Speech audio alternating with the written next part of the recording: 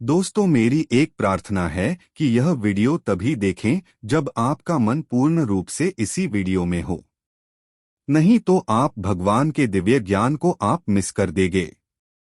पूरे दिन में केवल 5-10 मिनट का समय निकालकर वीडियो में बताए गए एक एक शब्द को भगवान के शब्द मानकर सुनें। आपके अंदर अपार ऊर्जा का संचार होगा और आप परम शांति को प्राप्त कर एक महान इंसान के रूप में उभरेंगे। ऐसा मेरा ईश्वर के इस दिव्य ज्ञान पर भरोसा है। एक बार अर्जुन बहुत ही बेचैन होकर श्री कृष्ण से बोले कि हे जगत के पिता दीनानाथ भगवान, बुद्धि और ज्ञान में क्या फर्क है।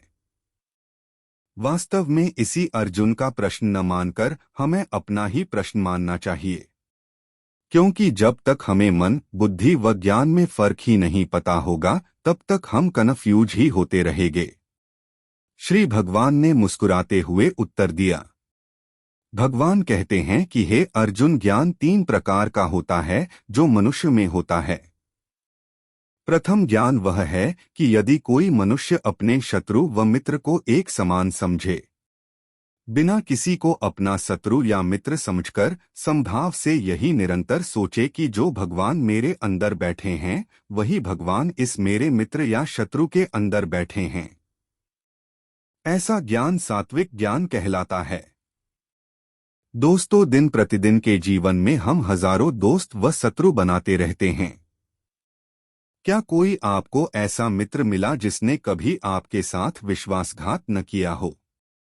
सीधा सा फंडा है।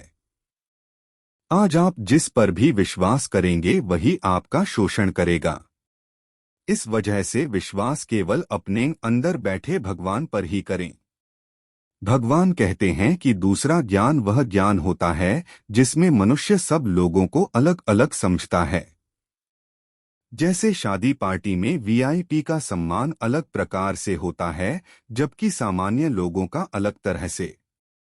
ऐसा ज्ञान राजस ज्ञान कहलाता है। भगवान कहते हैं कि तामस ज्ञान वह ज्ञान होता है जो केवल अपना परिवार ही सब कुछ है ऐसी भावना से होता है। ऐसे ज्ञान को तामस ज्ञान कहा जाता है। दोस्तों, संसार में कोई भी प्राणी अकर्मा नहीं रह सकता। अब बात करें बुद्धि की तो भगवान कहते हैं कि ज्ञान का ही रूप बुद्धि है। यदि हम अपनी बुद्धि को भोगों को चाहने में लगाएंगे या घमंड में अपनी बुद्धि का प्रयोग करेंगे तो निश्चित रूप से ऐसे बुद्धि राजस बुद्धि कहलाती है, जिसका फल शून्य होता है। अब तामसी बुद्धि के कुछ उदाहरण लेते हैं। मान लो आपके घर में आपकी पत्नी आपके साथ रहती है।